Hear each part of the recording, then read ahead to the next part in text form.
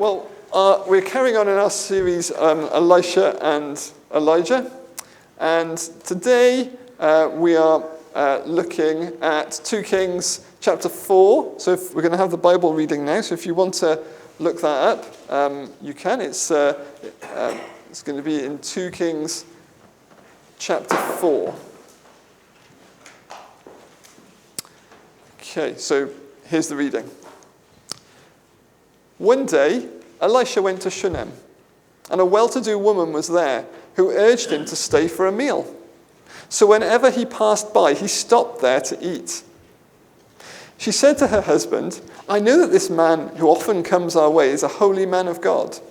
Let's make a small room on the roof and put in it a bed and a table, a chair and a lamp for him.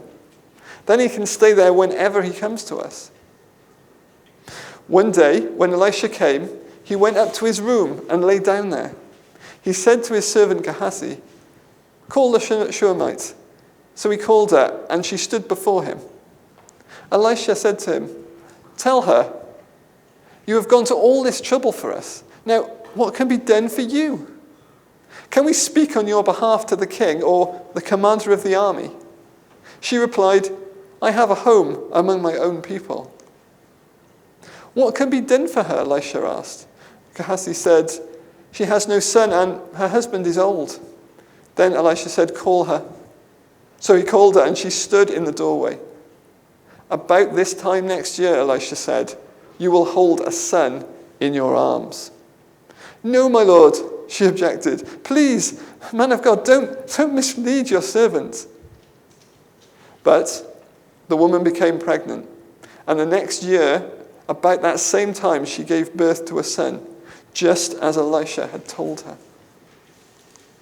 The child grew, and one day he went out to his father, who was with the reapers. He said to his father, "My head, my head!" His father told a servant, "Carry him to his mother." After the servant had lifted him up and carried him to his mother, the boy sat on her lap until noon, and then he died. She went up and laid him on the bed of the man of God, and then shut the door and went out. She called her husband and said, "Please, send me one of the servants and a donkey so I can go to the man of God quickly and return." "Why go to him today?" he asked. "It's not the new moon or a Sabbath." "That's all right," she said. She saddled the donkey and said to her servant, "Lead on. Don't slow down for me unless I tell you." So she set out and came to the man of God at Mount Carmel. When he saw it in the distance, the man of God said to his servant Gehazi, "Look, there's the Shunammite. Run to meet her and ask her, 'Are you all right? Is your husband all right? Is your child all right?' 'Everything is all right,' she said. When she reached the man of God at the mountain, she took hold of his feet. Gehazi came over to push her away, but the man of God said, 'Leave her alone. She is in bitter distress, and the Lord has hidden it from me and has not told me why.' 'Did I ask you for a son, my lord?' she said. 'Didn't I tell you, don't raise my hopes?' Elisha said to Gehazi, 'Tuck your cloak into your belt. Take my staff in your hand and run. Don't greet anyone you meet, and if anyone greets you, do not answer. Lay my staff on the boy's face.' But the child's mother said, 'As sure as the Lord lives, and as you live, I will not leave you.' So he got up and followed her. Gehazi went on ahead and laid the staff on the boy's face, but there was no sound or response. So Gehazi went back to meet Elisha and told him, 'The boy has not awakened.' When Elisha reached the house, there was the boy lying dead on his couch.